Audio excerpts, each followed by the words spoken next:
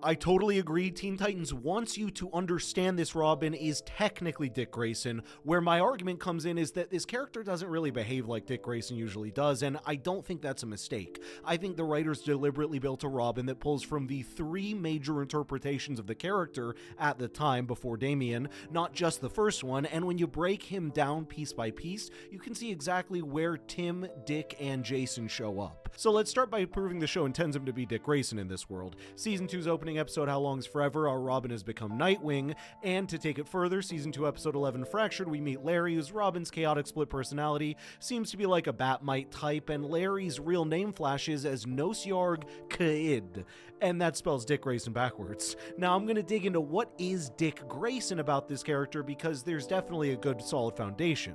This Robin's a leader first. From episode 1, he's the center of the team, not just tactically, but symbolically. When something goes wrong, everyone looks to him. When a plan needs to be made, it's his call. Classic Dick. There's also the physicality, the acrobatic staff work, and how deftly he moves through a fight. That's very clearly pulled from Dick Grayson's background as a performer and an acrobat and his fighting style. Even when he's serious, there's precision to how he fights, and it feels trained, almost elegant.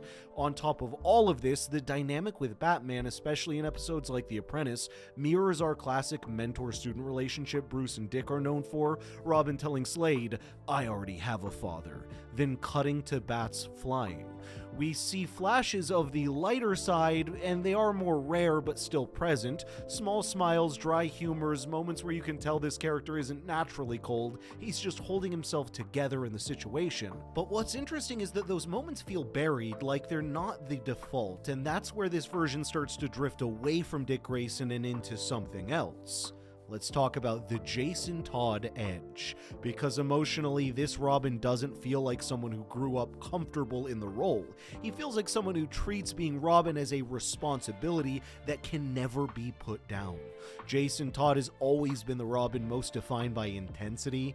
He takes things personally, feels anger deeply, and when something goes wrong, it sticks with him instead of rolling off. That energy is the Teen Titans Robin to a T. When he fails, he doesn't just feel bad, he obsesses, trains harder, isolates himself. Episodes like Haunted aren't just about Slade messing with him, they're about how Robin already sees himself as someone who cannot afford to be weak, someone who has to keep pushing even when it's unhealthy. That mindset is incredibly Jason-coded. Even his relationship with Batman feels closer to Jason's than Dick's, because there is respect there, but it seems a tension, a sense that Robin's trying to prove something, not just learn. Like he's constantly measuring himself against an impossible standard. And while this Robin never crosses the moral lines Jason eventually does, the emotional pressure is the same, and he does cross some lines. You can feel how close he is to burning himself out or breaking or going too far if someone doesn't pull him back. That kind of internal conflict isn't central to Dick Grayson most of the time. And finally, the Tim Drake brain.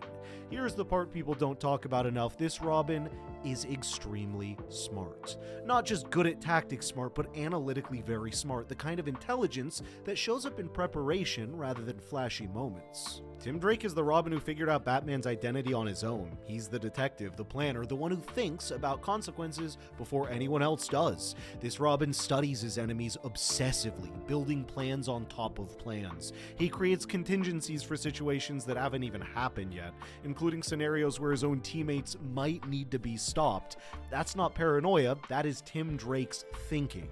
There's a quiet, almost grim pragmatism to this Robin's approach to hero work. It's not chasing glory, he's not trying to be impressive, he's doing the job that he believes has to be done, and believes he's the only one capable of doing it right. This Robin doesn't lead through charm, he leads through preparation, structure, setting expectations, and enforcing them. When it goes wrong, his instinct isn't to talk it out, it's to fix the system. And again, that's Tim. When you put all of this together, the character starts to make a lot more sense. Dick's leadership and physical presence, Jason's emotional weight and inner conflict, Tim's intelligence and long-term thinking.